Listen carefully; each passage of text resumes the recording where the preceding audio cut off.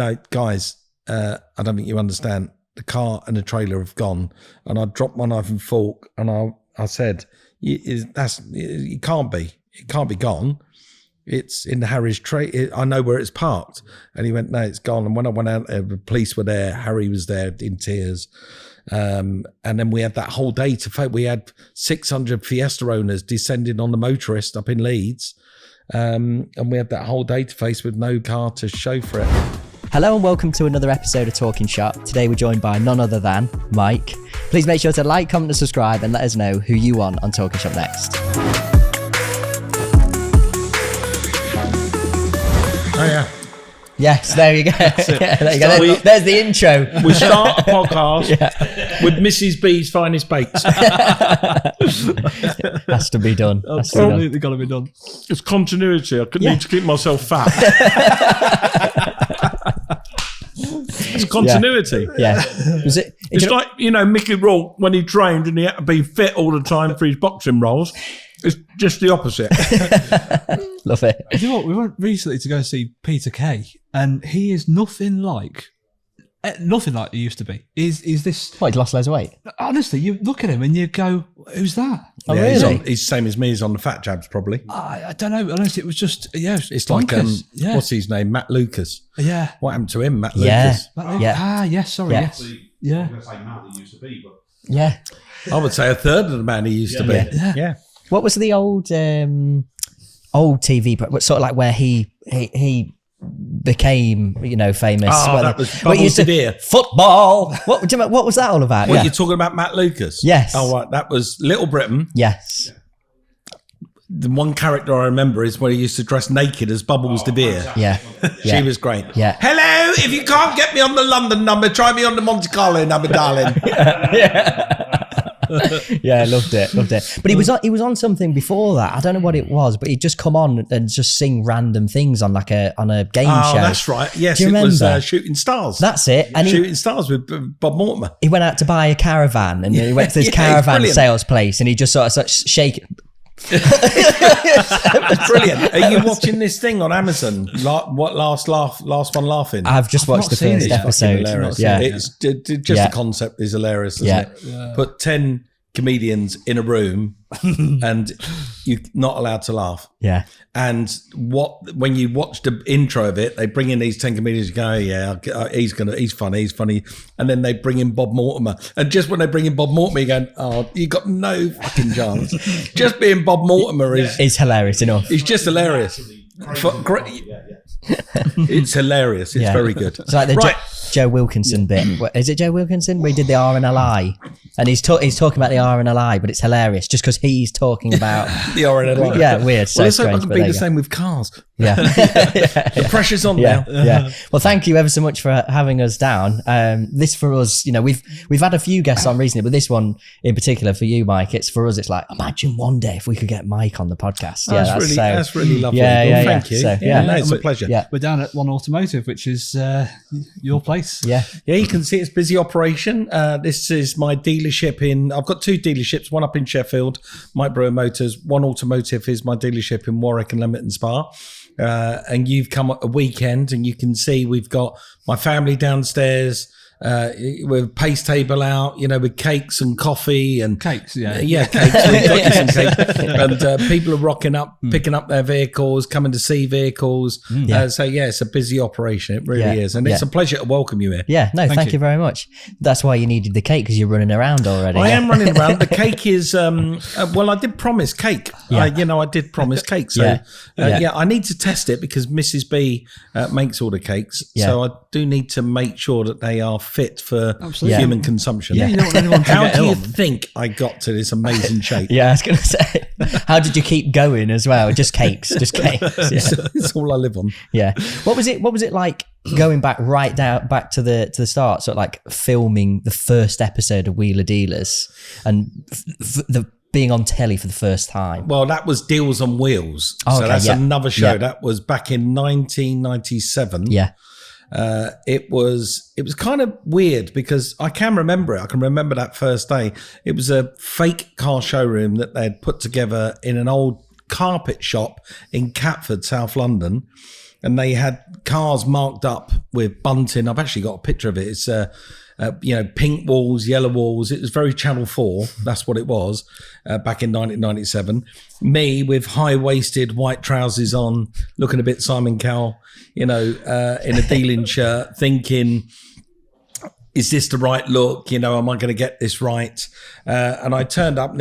Back then, cameras weren't like they are today. These small little things, they were gigantic, the cameras, and there were gaffers, lighting rigs. There was directors, producers. It was a set. It was like walking on a film set. But when you're selling cars, there is a moment when you're selling cars, you just have to focus in on what you're doing, and you have to focus in on the customer and who's in front of you, and just get rid of everything else. And I just used that skill. So as soon as the camera turned on me, they'd actually given me some scripting to say the show was all about people, real people buying and selling their cars, and I was commenting on what was about to happen. Yeah. So I'd say, so we're just about to see Jeff. Jeff's got a Jaguar E-Type. He's desperate to sell it. And Mary is coming around to kick the tyres. So that would be the script. Yeah. And they would give me these scripts. And with the greatest respect to those people, if they're watching or listening, they weren't me. They weren't in my voice. So I would just sort of change the scripts. And I did that in the very first take. I looked at what they'd written. I thought, that's rubbish. I'd never say it like that. I'll say it my way. And I remember that very first take with the lights on. I was hot. It was sweaty. I was slightly nervous, but I just focused in on what I was doing. And I treated the camera exactly the same way I would treat my customers, and looked straight at the camera, delivered the lines. And when I delivered the lines, that's a take. It's action and cut. Yeah. And that was a take. And I just remember the shoulders on all the people around me lifted. And there was a little high five in the background of a lady called Celia and some guy called Zad. Yeah. And there was a little high five in the background. He's going to be okay. And the confidence from that moment on, I thought, I can do this. Yeah. And I did 1 week of filming. That was 5 shows. They paid me £200 an episode. Of Wheeler Dealers, so Deals and Wheels. So there's people going, oh, you're on TV, you must be rich. I've got £200 an episode.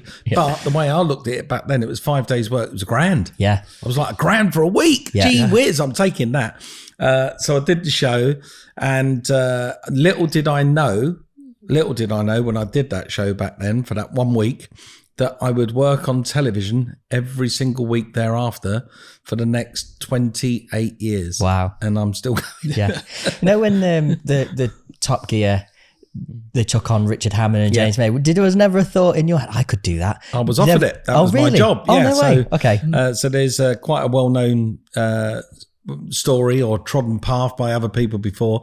So I got approached by Andy Willman back in 2000 to come and present Top. In fact, I got approached by John Bentley in 1997 to host Top Gear. Jeremy Clarkson was leaving for the first time. I was offered the first 8 minutes of the show, and I refused because I'd be honest with you, and I think they'd be the first ones to tell you. Back then, Top Gear was kind of rubbish. It wasn't that good at all. It was, it wasn't something that interested me. No. So I was offered it the first time round and turned it down, and I stayed with Channel 4.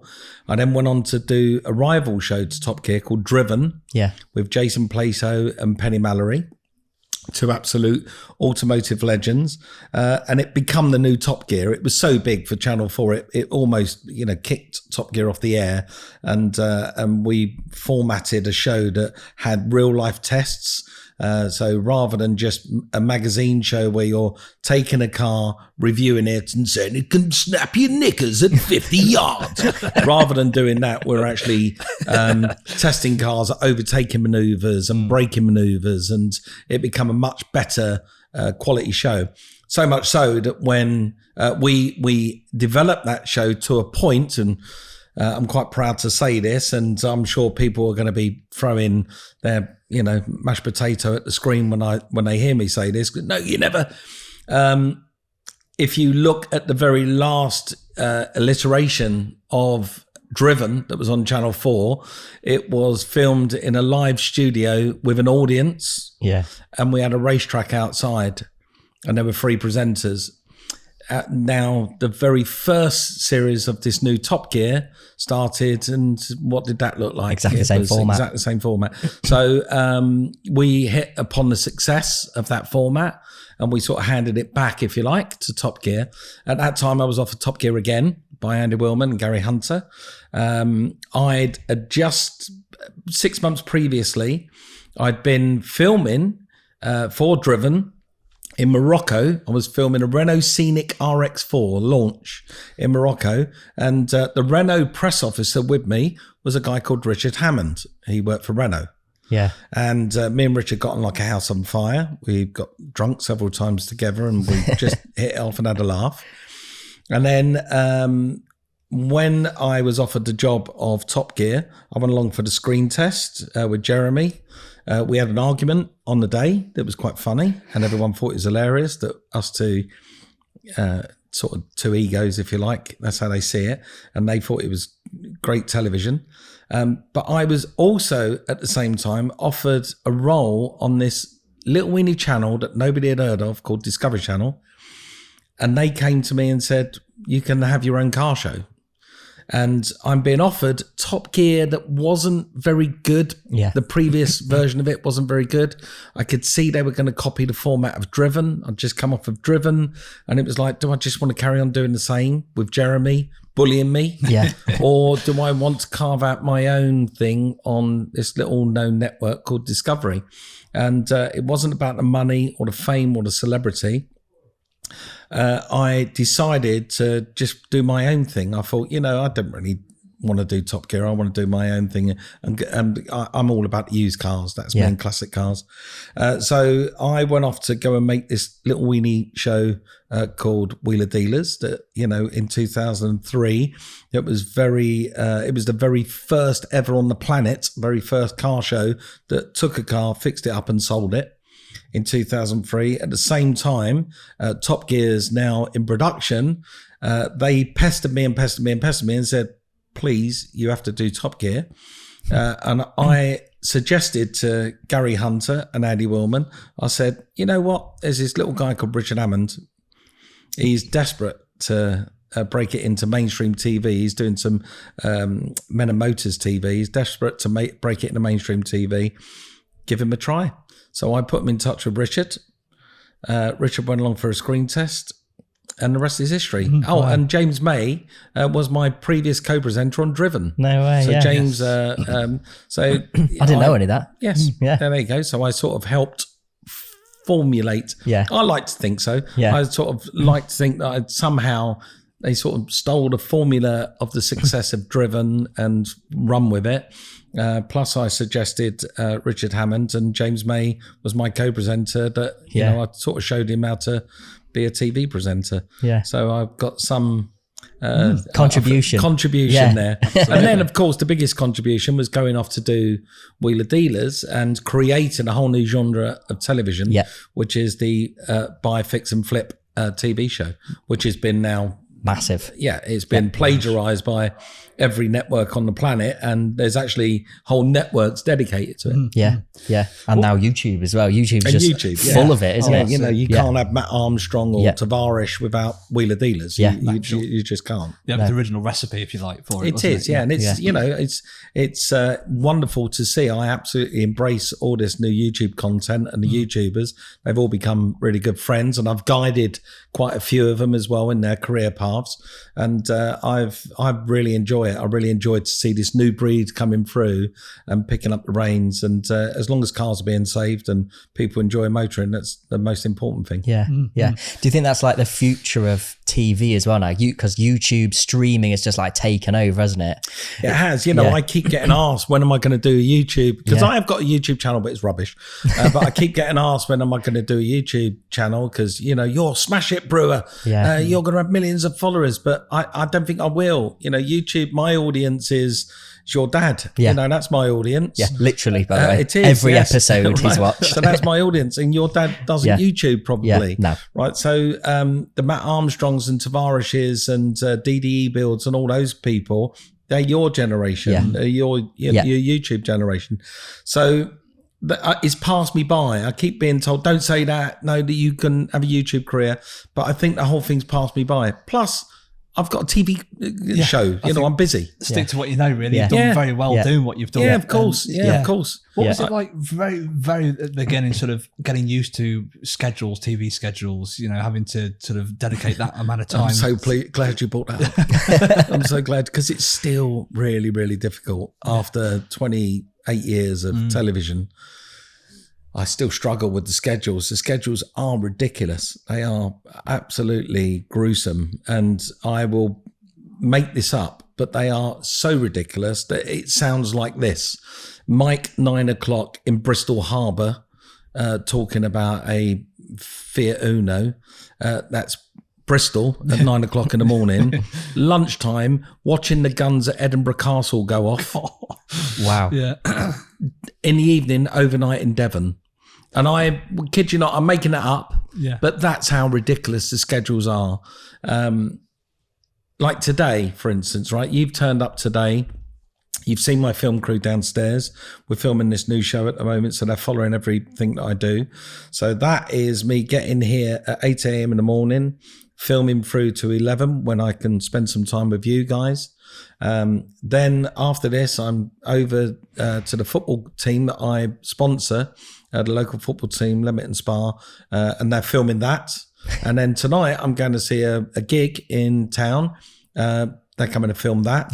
So they've been with me since 8 o'clock in the morning. They'll be with me till 11 o'clock tonight. Yeah. And then tomorrow morning, I'm off to Santa Pod with the crew to go and be at GTI Fest on show all day. Yeah. And with the crew. So it's relentless, and the schedules are exhausting. Do you ever forget that the camera's not around? Do you ever sort of turn to the camera? Oh, it's not here. Yeah, when I get that 1 or 2 days when the cameras are not there, I actually feel a little bit naked. I actually think, where's the guys gone? Yeah. Who am I going to talk to? Yeah. Michelle says, my wife Michelle, she says that I just turn into this sort of zombie on those days, and I sort of zone out and try to just reset, my brain, because not only am I constantly presenting these shows, but I'm also producing the shows as well. Yeah. So there is that other side of it as well. It's tired, but everyone knows me, and everyone that you meet that knows me would tell you I'm just a workaholic. I've never stopped working. Yeah. Sure. When you were doing Wheeler Dealers, is there ever a project that the car was just too broken? Is there one particular project or a particular car that you had sort of devastated or gutted that never sort of made it through? We've never had a car on the show that's we've never completed on the show. I have bought, I think there's 2 cars that I bought over the last 22 years of Wheeler Dealers that I bought that never made it onto the show. One of them was a Volvo 480 GTI, the white sort of 80s hot hatch from Volvo. For no reason at all, I bought the car. It sat in storage whilst I was waiting to do the series, and just other better cars turned up. So it just never got done. And then there was a time, I do believe we bought a Renault 5 GT Turbo that I bought online. It got delivered. Again, it sat in a workshop where everyone picked it apart and said, that's a lot of work to pull that car around. There's a lot of work. And then in the meantime, another Renault 5 GT Turbo turned up that was better. So that one just never made it on the TV show, and it just sat there in the background. Yeah. Eventually it got sold off on eBay somewhere. Gone. Yeah. But there's no regrets. There are, when you're restoring cars, there are 2 types of cars. I'm a car whisperer, okay? I talk to cars, and I think they talk to me, and it's going to sound weird, but I genuinely think that I have a conversation with them. And there are 2 types of cars. There's the cars that when I go and approach them, they are desperate to meet me. They want me to restore them. They will open their arms to me. They'll communicate with me. They will be kind to me. Every nut, bolt, screw will fall off of the car. They want to be restored. They just love the fact that they're going to be rebirthed. And then they're the cars that when I turn up, they're going to put their boxing gloves on and they're going to slug it out with me. Yeah. Not one nut, not one bolt's going to come off of it. Not one part is going to fit when we buy a new part for it. They're going to scrape our knuckles. They're going to drop a bumper on my toes. They are going to fall apart at the seams. And that are cars that don't want to be restored. They just want to die. Yeah. They want to go to the scrap heap. Leave me alone. Yeah. I don't want this. Yeah. I know you want to restore me, but pee off. I don't want it. And that is very true. And I've had that. We had it once on Wheeler Dealers, me and Ed, where we had to wrestle a car to get it finished. And I can tell you, it broke us, absolutely broke us. And it was such a simple car. I think it only had 2 socket sizes in the whole car.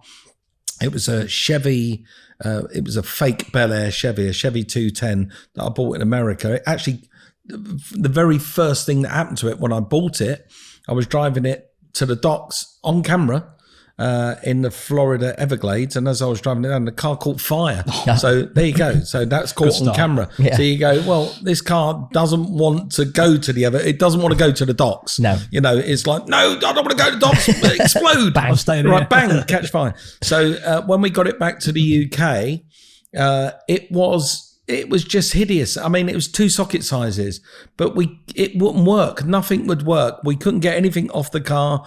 We wrestled it. It beat us up. We were doing 14, 15-hour days trying to get this car over the line. Eventually, we wrestled the car into a beautiful vehicle that I'm pleased to say is still going around today, and it's still being shown off today.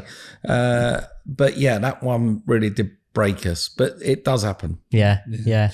Any of those cars that you've featured on the show, do you ever sort of get to see them in the future, if you like? Do you sort of revisit them? Lots of the owners become personal friends, and they get to bring their cars along to events. I've got an event coming up next month, and I've got 3 Wheeler Dealer cars coming along to that, all with their owners.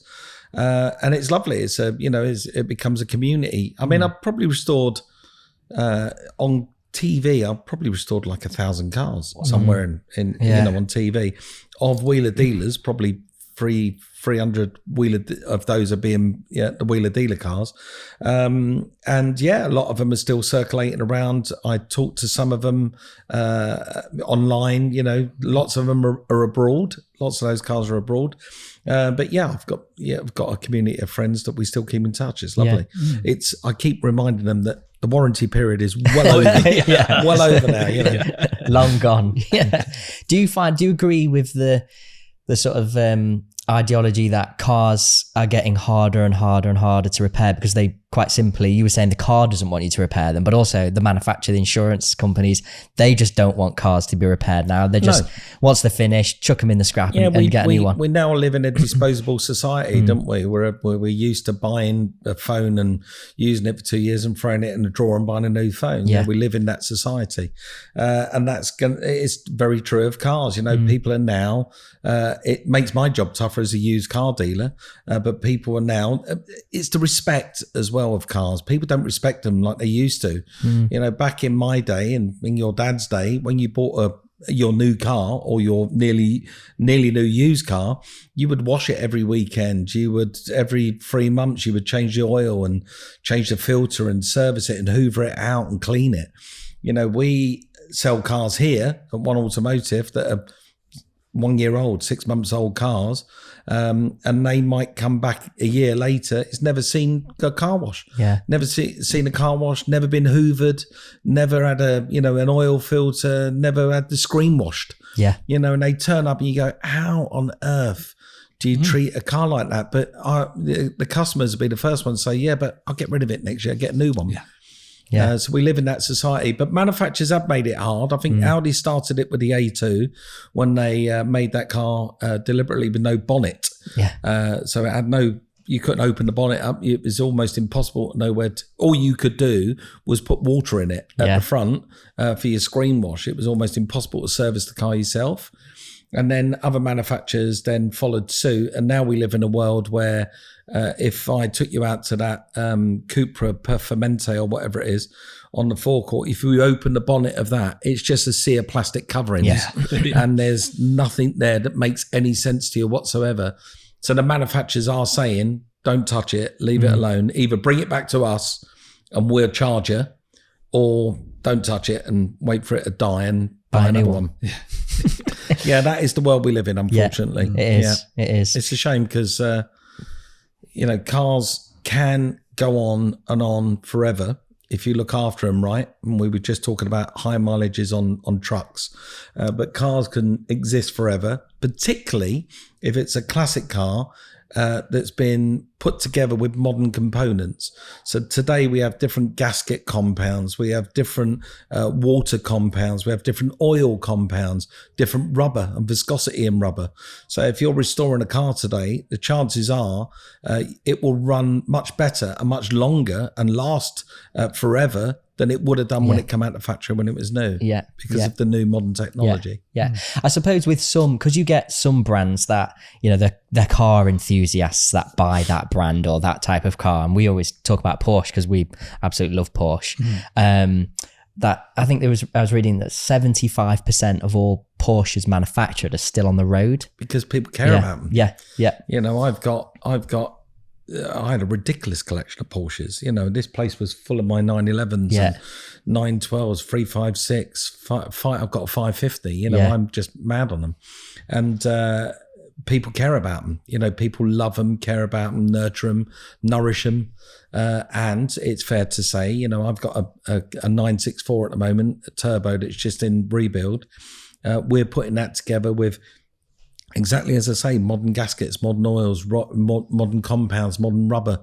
I'm re-sleeving it with titanium, things like that to just make it better, make the car better. But it's still the old car, but it's going to be like a new car. Yeah, it's a bit like, reminds me of the Singer Porsche. We were in Motor World. Yeah, Singer. I mean, look, bring back I old publicly design. said, and I've written it down in my own publication, that I know Robert Singer, and I've been to the Singer factory. I would gladly give my left nut for a Singer. Yeah. And in fact, I would change that now. They can have both of them for a Singer, because I don't think I use them anymore. Yeah. But Michelle will be the first to tell you that if you don't know what we're talking about, audience, just Google the lightweight study, the Singer lightweight study. It's the white car with the tan interior. Yeah. I walked to Monterey Car Week and stood in front of that car with the doors were open. It was on a plinth, and I stood in front of it.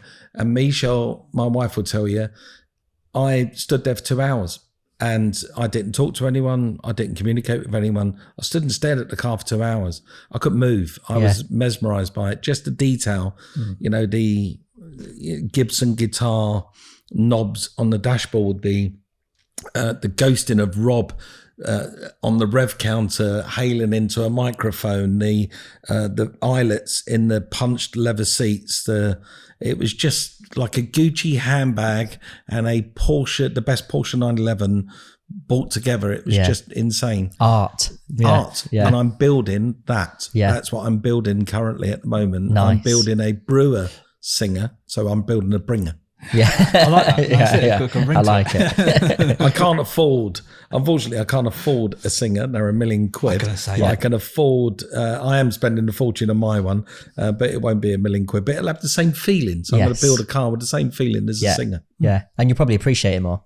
I will appreciate it because I'm building it. Yeah. I'm working with a team of people to build it. Yeah. And you carry on asking me a question. I'm going to make you and you guys, I'm going to make you have a little wee. Okay. A little bit of wee will come out, I promise. Because even though I've seen this picture 1 billion times, every time I pull this picture up, it's that nice. Or a little bit of wee's just come out. It's just ridiculous. So this is what I'm building. It's actually changed a bit from this as well because it's got more LED lights at the front. Let's see. I'm building that. Oh, wow. That is gorgeous. Yeah. You build two? Yeah, wow. The colour, I think I can spot a tan interior. It's tan interior. It's Mambo green. They are actually Singer wheels on that car. So I found a company to provide the wheels. But that's my Bringer. Stunning. Yeah, that is some car. Yeah. Wow. Well, can't wait to see that. Just a quick message from our sponsor. Do you work on or run a fleet of vehicles, vessels, or machinery? Do you struggle with downtime and expensive maintenance costs? Maybe you're tired of your basic diagnostic tools giving little or no technical information. Well, Eclipse Diagnostics have you covered with JALTest, the leading supplier offering advanced diagnostic troubleshooting with OEM-level technical information, inclusive of wiring diagrams and repair manuals. Eclipse dedicated support teams are on hand to keep your fleet moving, offering remote product support with the capability of ECU programming and even software updates. Take back control of your fleet and inquire with Eclipse Diagnostics today. Quote promo code Talkin Shop to receive a free cable saver with your order and keep your valuable equipment well protected. Thanks again, and back to the podcast. Yeah, and some of it's a shame as well, because I don't know where these design guys are going now with some of these new cars. Like, it's bonkers. It's like the ugliest we can make it, then that'd be great. They're hideous, aren't they? Yeah. I was behind that new, what's it called? The Santa Fe the other day. Yeah. Yes, I said the same to you the other day. I was behind that Santa Fe and I couldn't work out what I was looking at. I was like, what am I looking at? Yeah. The front or the back. And I thought, what is that? Is it like a bread van? Is it a car? Is it an SUV? Yeah. Why are the lights all the way down there and wrap around the corners? What's going on? Shocking. Yeah. There's no design language.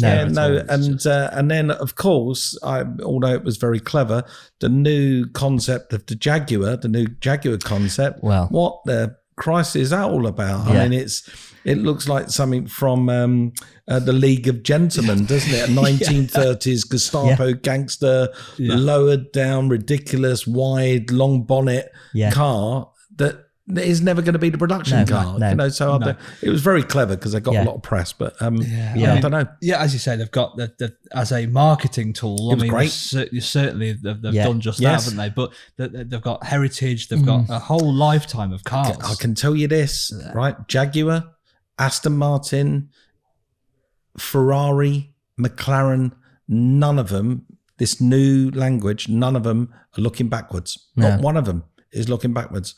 They're all dropping their heritage and they're all looking forwards. Yeah. It's really weird. All of them are doing it. Because that sells cars. Modern technology sells cars. Nostalgia isn't selling cars at the moment. And so they're all dropping them like flies. In fact, I was invited to a collection that was for sale of Aston Martins. And as I walked through this collection of Aston Martins for sale, I was like, that shouldn't be for sale. That should be that's a museum. That should be in their museum. Yeah. And then, oh Christ, that's a DB1 Zagato. That should be in the Aston Martin museum. That's it. And they basically wouldn't tell me, but I was looking at the Aston Martin museum's collection. It's Lawrence Stroll said, get rid of them all. Don't want them. Oh, get wow. rid of everything. Don't want none of it. Really? They don't want to remember the heritage. Don't want it. It's all come from them, and they just got rid of it all. Yeah. I feel like with Aston, obviously Richard's had a few of them. They have, because there is this whole, okay, are we going in the wrong direction? But every now and again they'll find a sweet spot of the right amount of technology. I mean, don't get me wrong, Richard gets in his Aston at the minute and turns every drive assist off before he actually starts it up. What's DB11? The new Vantage, haven't you? Yeah. New Vantage. Yeah. I had a Vantage. The belt kept jumping off the power steering. Yeah. Every time I put it on full lock, it drove me mad. Yeah. But they found the sweet spot of technology with that raw British muscle and the styling as well. They do seem to have like a nice sweet spot between it at the minute. It's still considered, I think, the coolest brand in the world, Aston Martin. I think it's definitely either number one or number two is the coolest brand in the world. And I mean, there was a DB11 the other day that was in the Aston Martin green that I was a sucker for it. I was going to have it. I was going to buy this car. I had my hand at the auction. I'm having it. And I kept my hand in the air, but somebody beat me to it. Just run away with me a little bit. But I mean, they are. It's that brutal British V8 sound. Having lived in America for 6 years, I know the sound of an American V8.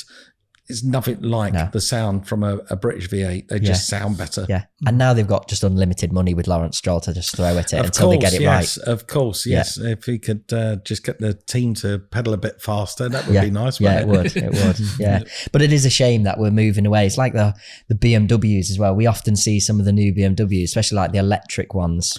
The i3s and iX3s and all that. I don't know. Is that why they have to change the look of the I mean, there is something about electric cars that, is the elephant in the room that nobody's addressing, really.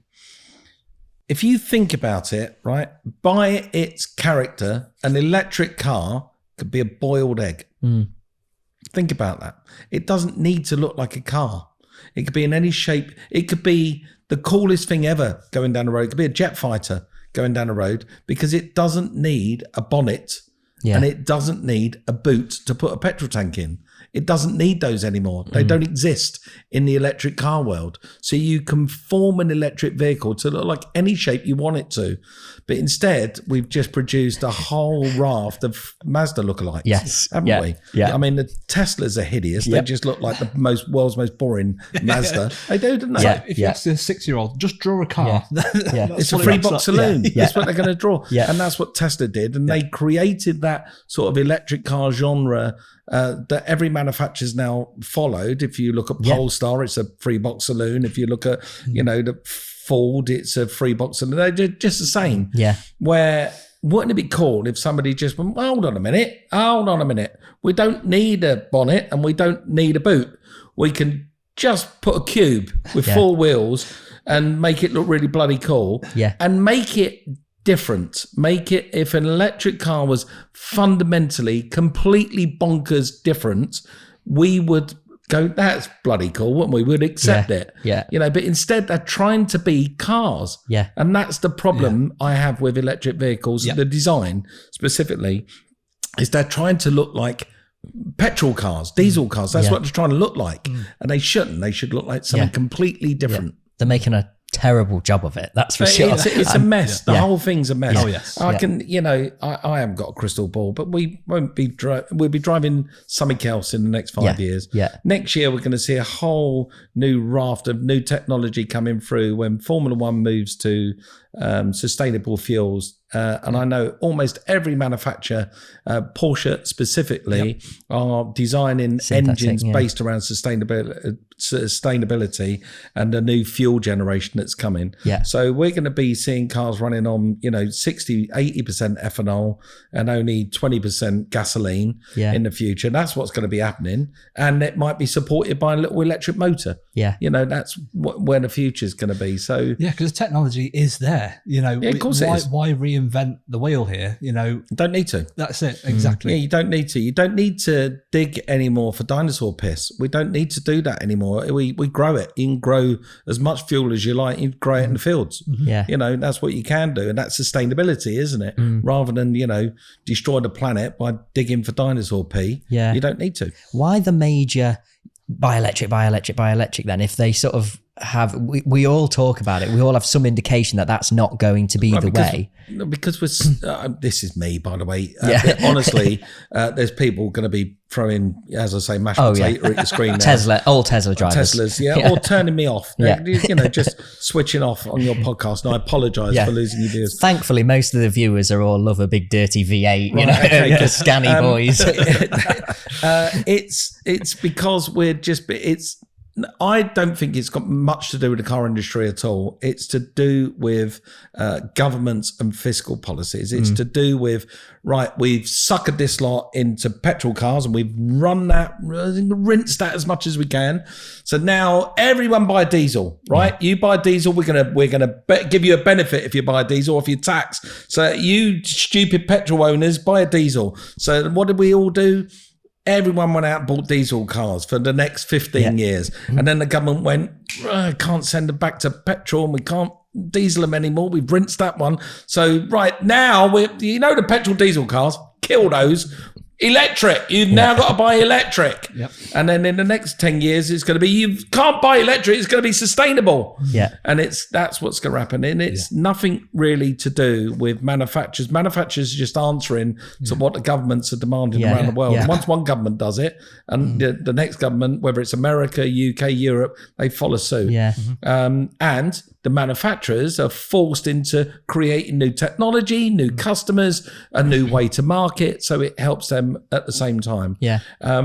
So it comes down from government policies. The reason why we're all being dictated to is what to drive, because, I was told by my accountant, go and buy an electric car, write it off against your tax, go and buy one. So I did. Yeah. I want a Porsche, man. Yeah. Went and bought myself a Taycan. Yeah. Got myself like sweet spot At least Taycan. they actually look nice. They look great. Yeah. It was amazing. Getting it drives like a ridiculous bloody spaceship.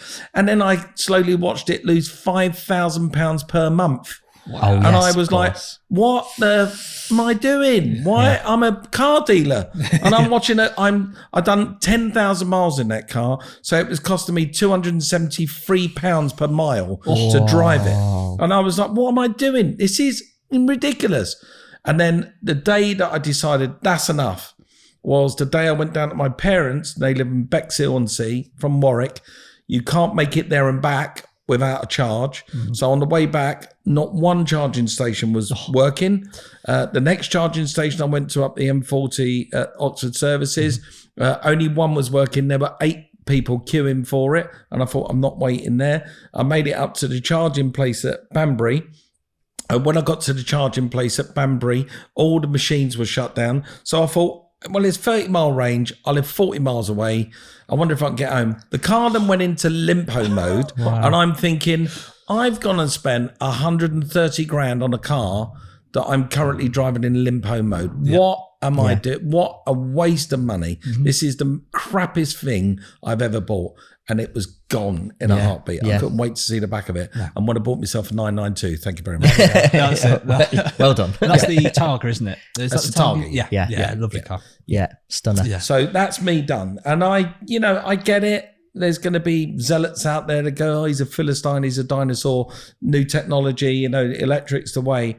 It might be the answer for you. It might be the answer for a lot of people. It's not I'll the dodge answer. that. Yeah. Whoa.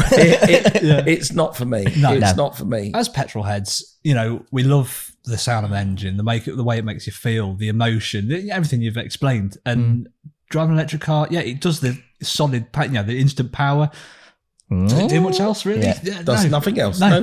Once it's bolted you off the line, it just becomes shit. Yeah, that's it. Yeah, and you just drive it looking at the mileage left going, why did I boot it off the line? Yeah. Booting it off the line just sucked 40 miles of range. I've done it 1,000 We can times. definitely agree on all of that. So Jaguar, they're going to be all electric. All electric, So all Land, electric. we have to build a certain amount of cars. Land Rover have gone, just make Jaguar, make them. Those two companies are in massive trouble at the moment. Jaguar only sell a few thousand cars a year anyway, as Jaguar. So it's, and Land Rover have earned themselves, and Jaguar have positioned themselves to become just luxury brands. And that's what they're going to become. They'll be luxury brands only. The next Range Rover will be 150 grand and it will be an autobiography bespoke to you. Yeah. And that's where they're going. Yeah. Because that market of a farmer who wants to buy a Range Rover so he can go shopping at the weekend with his wife, but put a bale of straw in the back in the week, it's gone. Yeah. That market's gone. Absolutely. Yeah, you are right there. Absolutely agree. You are right there. Yeah, and then they'll have to change again when, like you said, electric's no more. Oh, well, Jaguar really in trouble then because our whole production line is electric vehicles. Of course. So they're going to have to adapt or die. Yeah. Yeah. What was that? I can't remember. I think I saw it first thing in the morning, and I sort of my whole family has been obsessed with Jaguar. My dad grew up on them. My grandparents had them. They absolutely love. I've watched all the episodes, by the way, of You Restore in Jaguars because my dad literally forced me to watch it when I was young. But what was your initial reaction when you saw that in the morning? Because that for me, as a big Jag fan, was like, wow, what have you done? Yeah. Well, I saw the advert first because it was on social media everywhere with the 5 Teletubbies on Planet Zog standing there with paintbrushes and spray cans, and I'm thinking, what am I watching? What is this? 5 non-binary people. Yeah. I just, I looked at that in the gasp, and I was flabbergasted because I know a lot of the people at Jaguar and Land Rover, and a lot of them live in this town where we are. And a few of them are my personal friends. So I was like, wow, what is that all about? That's really out there, and that's a massive cock up.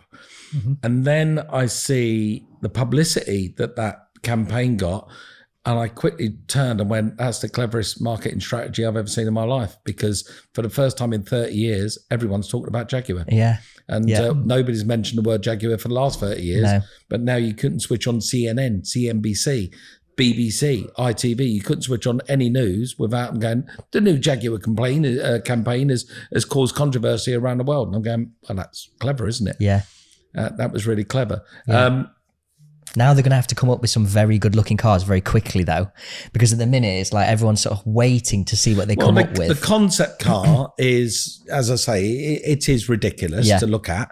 And I now see that they've got that concept car, they're parking it on London streets and getting Instagrammers to, to throw it out there. Try and make it cool. Try and make it cool. That car's never going to be a production car. It's not what the world wants. No. It's a big, long bonneted coupe. The world doesn't want that kind of car. It's that car is going to be built for the Sultan of Brunei or the King of Saudi, isn't it? It's not going to be built for Dave, who's got an XJS and he's a traditional Jaguar owner. It's not going to be built for him because he wouldn't be able to afford it. No, you're absolutely right. I think the ironic thing there was it was in the streets of London. They're having to charge the thing on a diesel generator. That's good. Yes, I thought, that's quite funny. gold. That's what happens if you've got an electric car and you run out of electric. You phone the AA. They turn up in a diesel van with a diesel generator in the back to charge your car up. It's great. The world's amazing. We're saved. We're all saved. Oh yeah, don't get it twisted. A lot of our customers are councils, and you see on their vehicles, we are green. We've gone green. We're your community, your council has gone green. Oh no, when we go to their yards and their workshops, diesel generators running all day long. Everywhere. Yeah. That's it. Yeah, but just look at the front of the shop. Yeah. So well, I went to a company recently to go and do a process on a wheeler dealer car, and we was in this factory estate, and next to the company where we was working was a company that they were huge, great big solar panels on top of these great big boxes, these big white boxes. And the guy come over and said, I love your show, and can I get a picture? I said, yeah. I said, what do you do?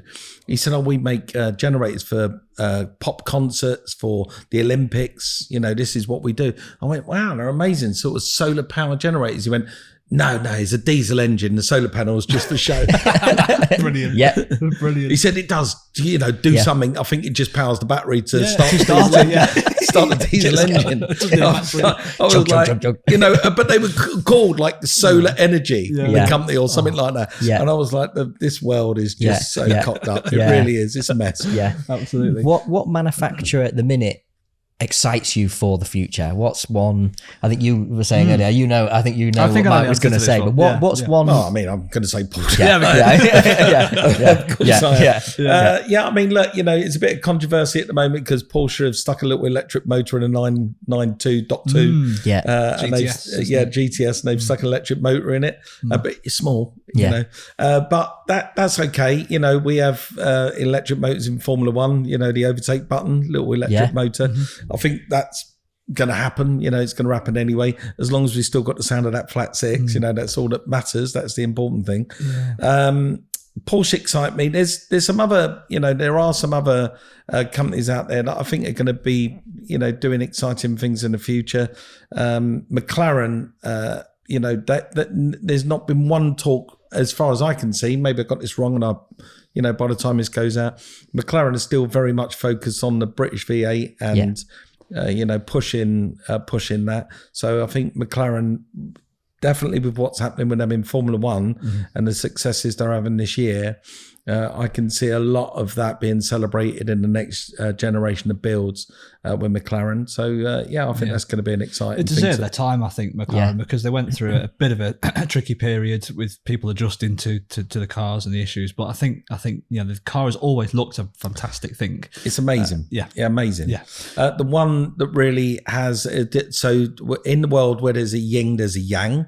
We've just spoken about the yin, Porsche and McLaren. And the yang is, in my opinion, is a brand that I'm so passionate about, so dear to my heart, and they've broken me, which is Ford. And I'm a Ford ambassador for for certain cars, but this new Ford Capri sort of broke my heart that you would do that and bring back that iconic name of a two-door coupe and put it onto a electric fart box. And it's like And then slap turbo on the back. That's it.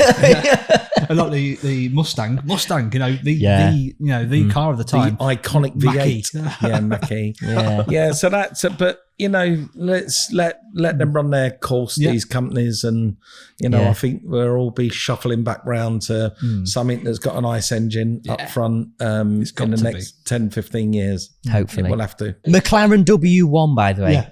Oh. Yeah. Oh, what, sorry? Have you actually seen one yet? I know what, sorry? The McLaren W1. No. It's like the predecessor to the P1. The new P. No. Oh, wow, yeah. But Frank Stephenson, who designed the P1 and every beautiful McLaren, is a personal whiskey drinking friend of mine. Wow. He's an amazing character, amazing bloke, Frank. And I'm helping, or have been helping, Tavarish in America. He's a big YouTuber. Yes. I've been helping him build his P1, put it back on the road. That's some project. And I will be there the day that it does the 250 mile an hour sprint run up the runway.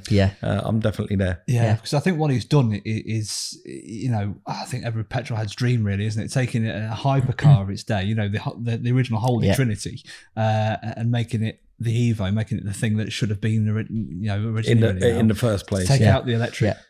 Motor, put in just go full out, more power. I mean, the engine's ridiculous. And I've been there when 3 or 4 times to help and support that car.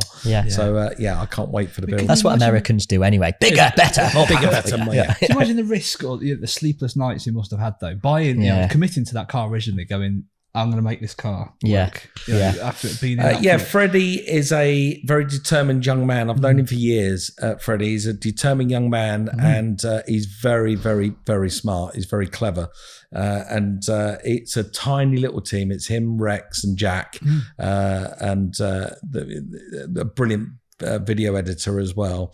And so it's a tiny little team that really are passionate about what they're doing. And Fred is very clever at knowing full well how to maximize content from what he's doing. And I know the world's screaming for more P1 content. In fact, so much so that there's other YouTubers now buying P1s to try and replicate what Fred has done. But I think the world is waiting to see this one because it will be the fastest McLaren on the planet. And Ben Collins has got the responsibility of driving it up the racetrack. So I'll definitely be there to film that on that day. Was that your favourite of the 3 when they came out? The Ferrari, the Porsche, and the P1. Was the P1 your favourite because your whiskey drinking buddy? No, it was the Porsche. Yeah, I thought so. Of course it was. The Richard Hammond, was it the Abu Dhabi racetrack in the lights with that Porsche GT? Is it the GT Silver? Was it GT Silver? Yeah, it was, yeah. Saying that, I was behind the AM Aston Martin 1 thing the other day. The Mercedes AMG 1 thing.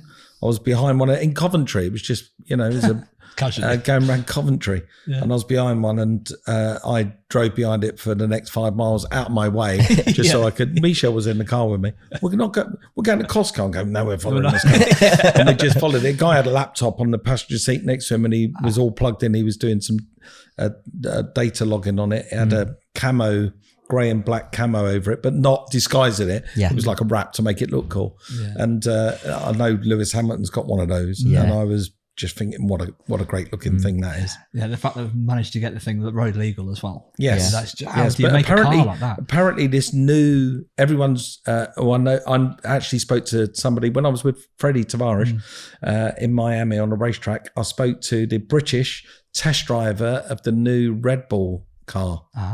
And he says it's a complete different, it's now, if they were hypercars, this is the new illustration of a hypercar. Yeah. So that's coming up. It's Adrian Newey designed, and that's coming up this year. Yeah. So that would be his like swan song before he goes to Aston Martin. Yes. Well, he's at Aston Martin already. Yeah. I think the car's made, but they just wait. And I suppose they won't launch it until they're in, till the Grand Prix in the Netherlands or something. Then they'll launch it somewhere around there, wouldn't they? Because it's Red Bull, Zandvoort or whatever.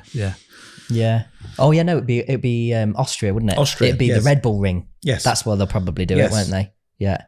But then they'll probably do it again with Max driving it in they'll Holland, have Max driving it around the Grand Prix circuit against the Formula One car. Yeah. And to show that that it is a Formula One car with a wig on it. Basically, that's what it is. Yeah. It looks amazing. Yeah. Just taking it back to Wheeler Dealers. Yes. You must have surely a favourite episode that you did. Oh back God, in the day. there's so many. Yeah. Can I have three? Yeah, three. Yeah, top three. So in the Ed period, the most favourite car was easily the car that Ed ended up with, actually. It was the Lamborghini Urraco. There's a number of reasons for that. Number one, the build was really ambitious. I found the car in a frozen garage in Poland.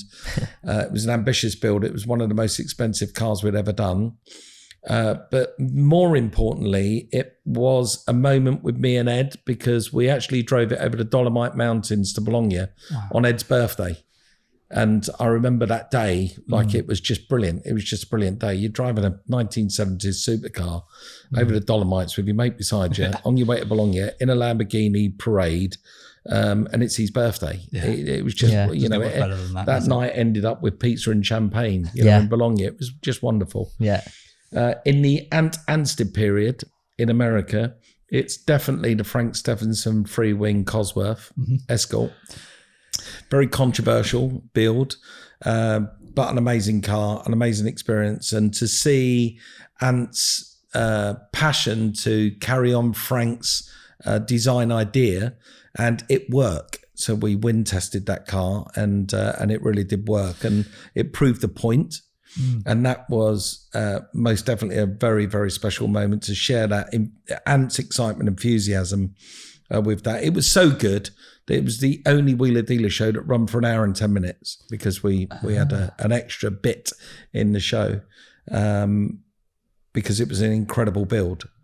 And then in the Elvis period, the later period, it's either the Mk1 Transit that we ended up driving around Grimsby Docks being chased by the police, or it's the Porsche 911 that me and Elvis done and drove it in the frozen land of Scotland. Yeah. And it was that SC. It was a 911 SC, but it was Guards Red with a Pasha interior.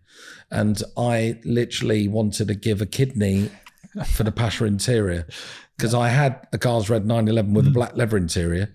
And I was like trying to convince. Will they notice? I was going, well, just swap them over. Swap them. We don't. Nobody wants to see Pasha on TV. But the Pasha interior was insane in this car, absolutely insane. And me and Elvis just had the time of our lives driving that car in Scotland. It was absolutely mesmerising, and it was great to, I've got one from each period of Wheeler Dealers, but I think the best is yet to come. Yeah, absolutely. It's still on. Saying that, there was last year we was in Australia, me and Elvis, in the outback, and we were bouncing around in a Toyota Hilux pickup truck in the Australian outback and going through a river, and it was just. We're getting paid to do this. This is ridiculous. It was just incredible. So, and that was a memory from, that's one memory from hundreds of memories on the last world tour. And we're just about to start the next world tour. Yeah. I mean, with every good moment, I suppose there has to be some bad ones. One of which I do remember is when the Fiesta Got Oh, stolen. you had to bring that up. Why'd you have to bring that up? Jab. and surely that must be, I suppose, you spent your life dedicating yourself to this show, working so hard and sharing the passion with everybody. Something like that so quickly must just be heartbreaking. It's still today. Yeah. I do you know, honestly, I'm not saying this for the sake. I'm welling up. Yeah. It still hurts that much because the amount of effort we put into that car. We took it all the way back to nothing, to just a frame. We refurbished every nut, screw, washer, clasp, clip.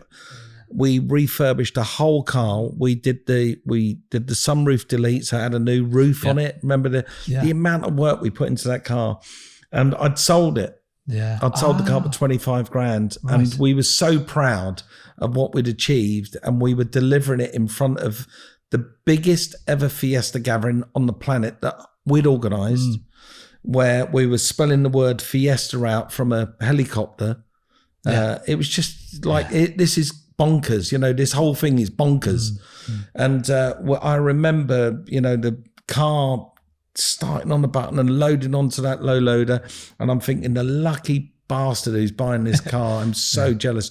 One of only 4 1300S's registered in the UK, and there we are, off to Pontefract. Go and stay in a stupid Premier in Pontefract, which, because there's not, greatest respect for the people up there, but it's not got any sort of secure behind gate 4-star hotels near where we was filming. So we stayed in Pontefract. Harry, the poor driver whose responsibility is to move the wheeler dealer cars around, he had a covered trailer.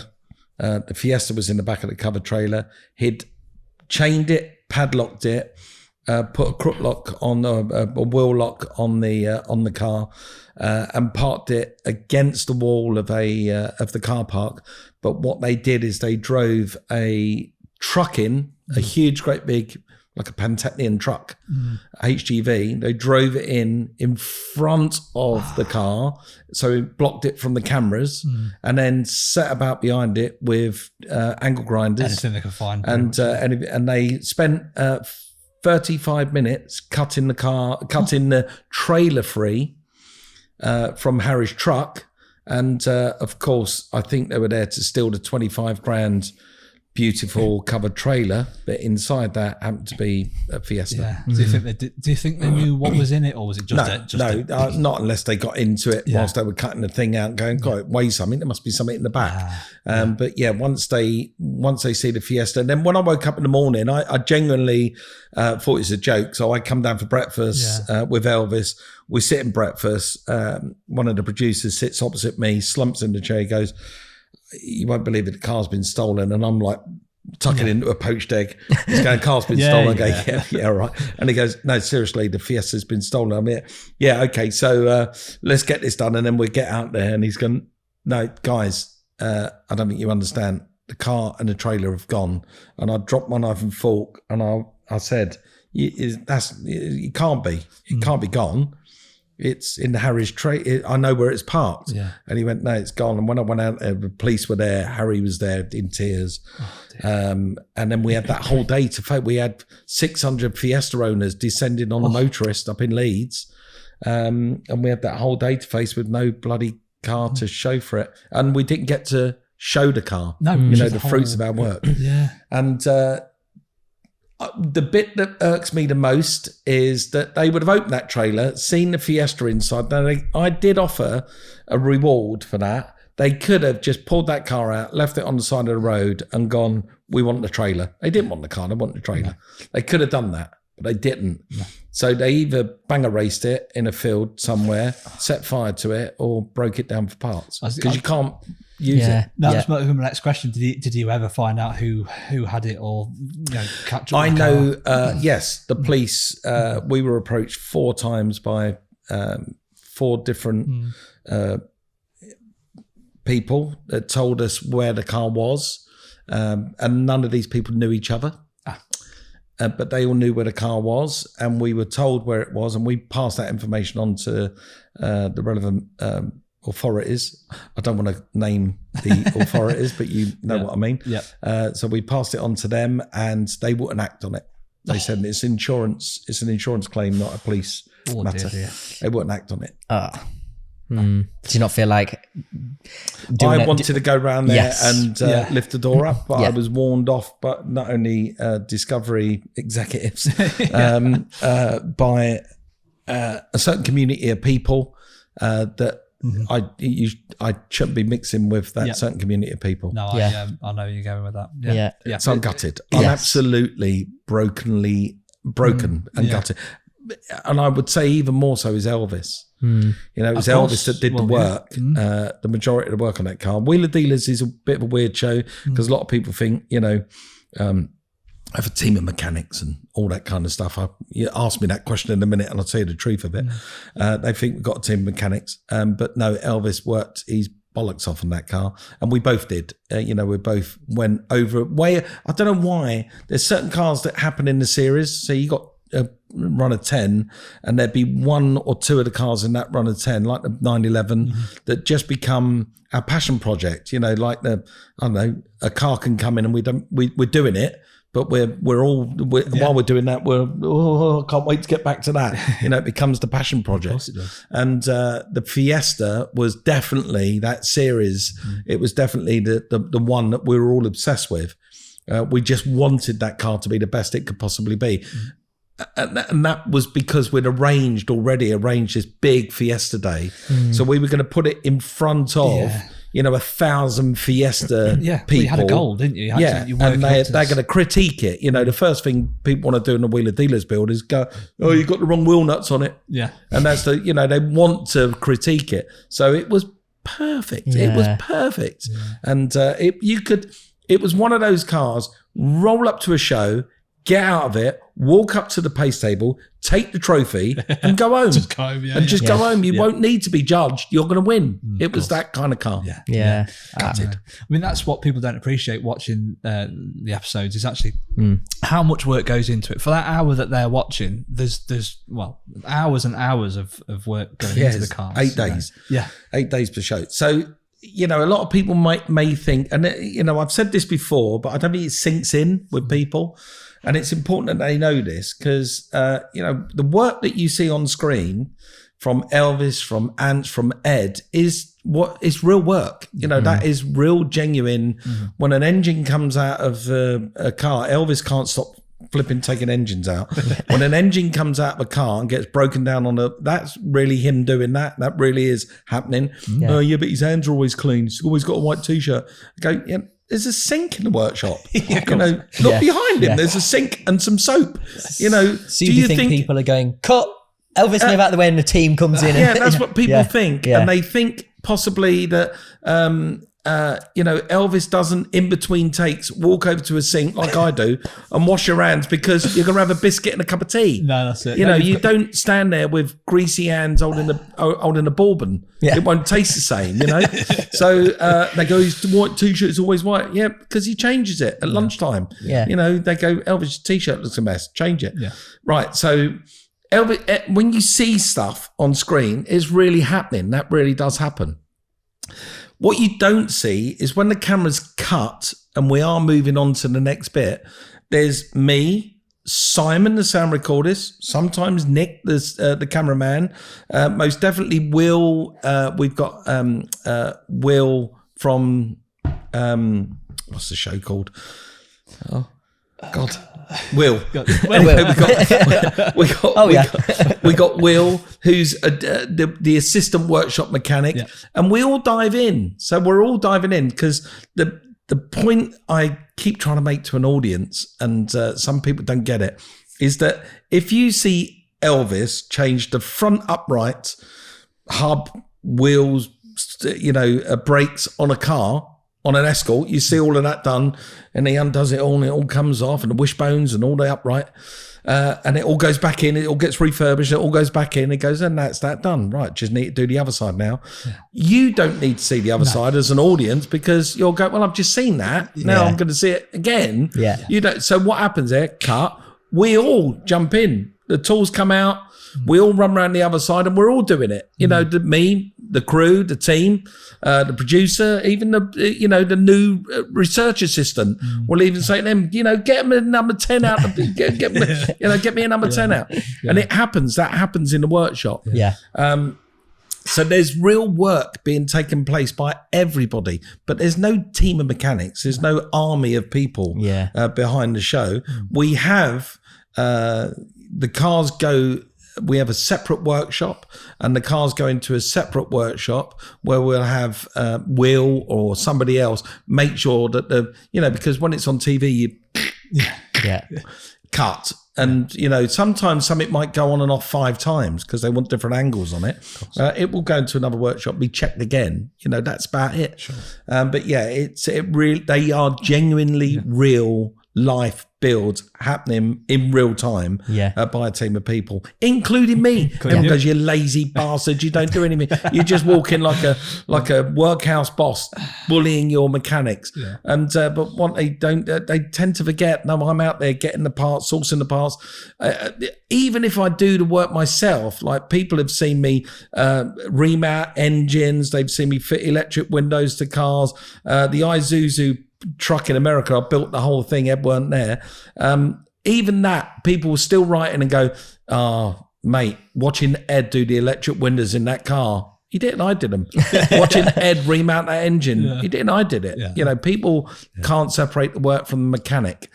So yes, there is a lot of work that takes place by all of us on set. Sure. Well, there you go. Sorry, I just need to No, get that out. Get it out. That was what we wanted. Yeah, exactly. Yeah. Speaking of America, obviously Trump's come in and got his elbows out. Yes. Obviously, you spend a lot of time over there.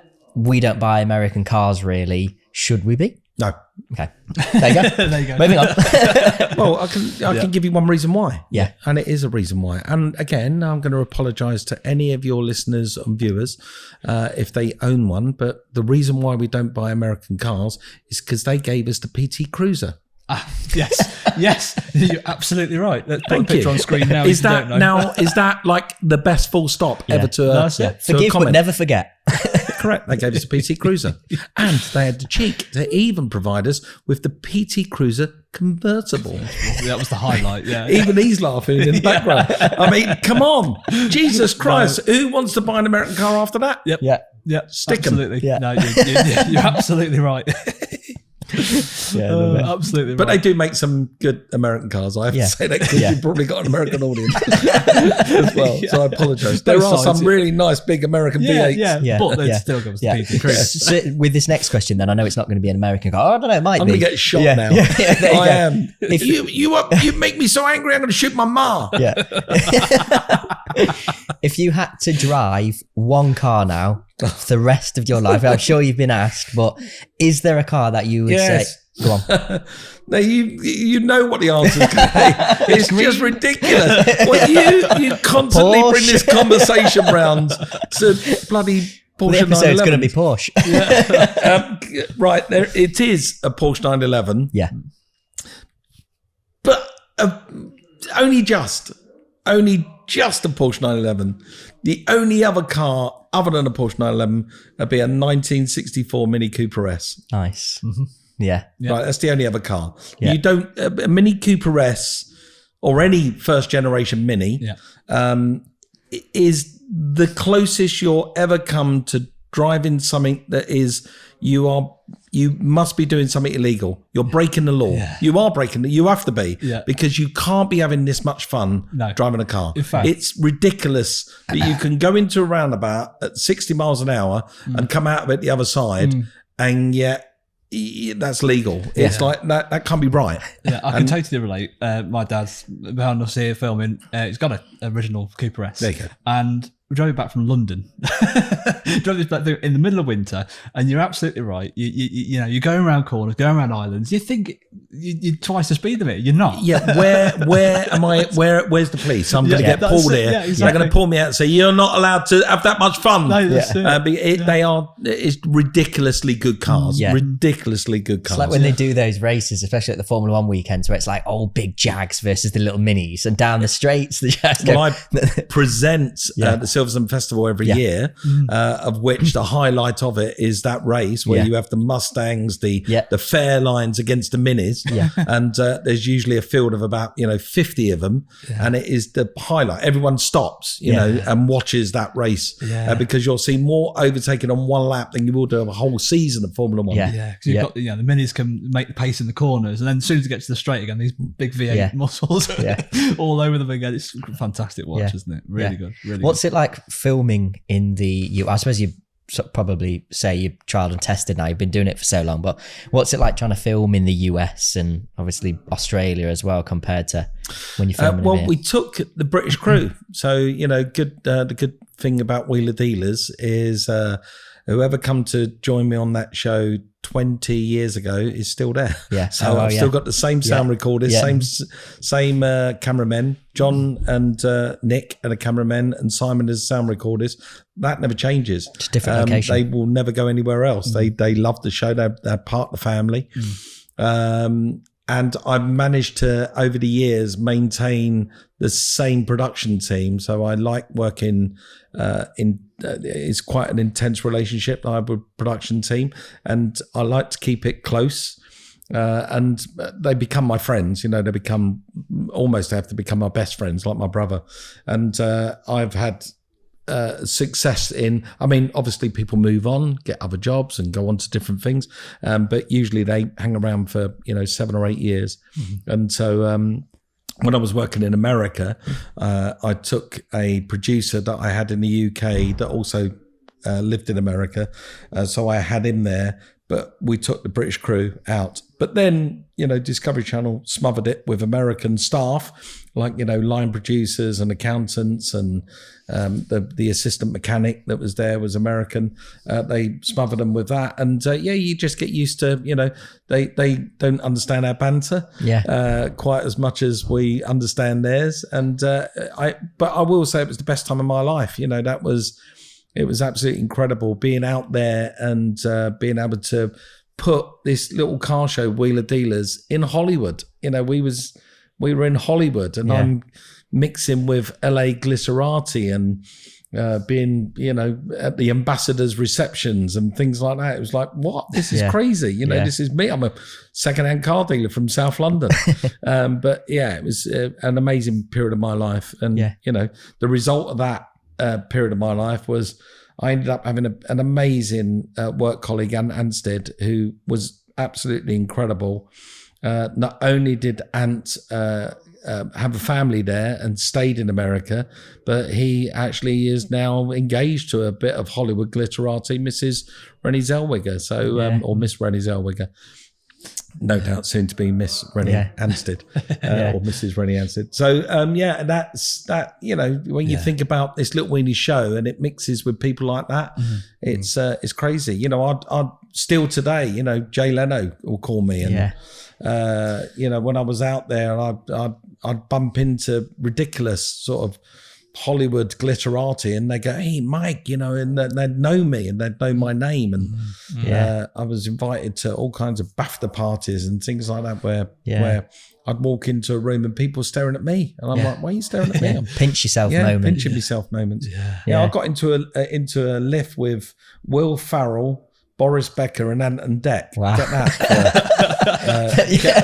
Get that. That's a party. And as I got in the lift, I was with Michelle. As I stepped into the lift, all of them went, all right, mate. And I'm like, oh shit, they all know me. They all know me. Yeah. Is Will Ferrell, is he a car fanatic? Do you know what? I didn't talk to him. I just stepped in the lift with him. I didn't have a chat with him. No. But he's American. I'm sure he's in America, it seems to be a birthright. Yeah. That which is quite nice. It's the one thing that I'm very jealous of my period of Americans. I'm jealous of Americans and their respect of their cars. Yeah. I'm very jealous of that, because on any Saturday, you will go, especially where I live down in Orange County, on any Saturday, garage doors are swung open and there'll be an old Mustang or an old Chevy pulled out the front, and there'd be a dad and a daughter or a son working on it. Yeah. And it was like a birthright. You had to have a classic car, and you had to show your kids how to maintain it and look after it. And they still do that today, which is, you know, I can't drive around here and see a garage door open with an old E-Type out the front and some dad showing his Be raining son anyway. it. No, his son would be on a mobile phone, you know, looking at a YouTube video. Yeah. That is the life, isn't it, out there? Yeah. And so many of those British brands aren't really British anymore. Anyway. No, they're not. No. So so that period of time in America was insane. It was absolutely brilliant. And I tend to think in my life that's not over. You know, I've been asked several times to go back and to make other series there. I'm currently really enjoying the period of time that I'm having with Elvis. And we're doing this world tour. We're off to Mexico, Brazil, Croatia, the Czech Republic, Turkey, Germany again, Scotland. So we're off all over the world again, me and Elvis, and I'm currently enjoying that period of my life. But maybe in a year or two, I might gravitate back towards the US. Yeah. Depends who's in charge out there. That's it, buddy. That's it. But the flexibility you've got, and what a lifestyle. So yeah. I mean, it is I pinch myself still today. I know I've been around the block a bit now, almost 30 years in television, but you know, I still think that. I'm very blessed to have this amazing career and this amazing lifestyle off the back of it. And I don't take it for granted, you know, I really don't. I work really hard at it with an amazing bunch of people. And I've got an incredibly supportive wife and daughter. So, yeah, I mean, I wouldn't be where I am without the people around me. But, yeah, I really do respect all of that and the career I've had. Yeah, living the dream. Well, I've been living the dream since I was born. I think I've been living the dream. It's been great. I come from I've got a really good family, lovely people. You know, it's, you know, in life, anyone who's listening to this, I always say, just don't surround yourself with negativity. I get a lot of abuse online. I suffer with abuse terribly, and it comes from just pure jealousy. But I just simply, it's really easy. I just block and delete it because I just don't deal with any negativity, even if it's, I'm sorry to say it, even it's kind of slight negativity, I just don't want it. I don't need it around me. I'm a very positive character. I'm a nice bloke. I do well. And I do well for other people. So, yeah, I just don't. And I recommend anyone out there just follows that formula. And hopefully you'll have a wonderful life like I've got. Yeah. No, that's the best bit of advice I've heard, actually. Yeah. Yep. Good place to end it, I think. Yeah. Oh, that's nice. Yeah, there you go. Well, I bit really of enjoyed positivity. that. Yeah, no, a bit of positivity. I really enjoyed that. Thank you. New series of my new series of Wheeler Dealers will start later in the year. But I've got a brand new series coming up called Mike Brewer, The Real Deal, which you witnessed being filmed down here today. That starts in July on Quest. So it's free view on Quest in July. And it's about me, my wife, and my business partner, James, building this company and the growth of this company and following me around in my daily life, you know, restoring my house and building cars for customers and selling cars. And I hope you all enjoy it. Yeah, sounds great. Yeah, look out for that. Well, if you've enjoyed this episode with Mike, please make sure to like, comment, subscribe, and let us know who you want on Talkin Shop next.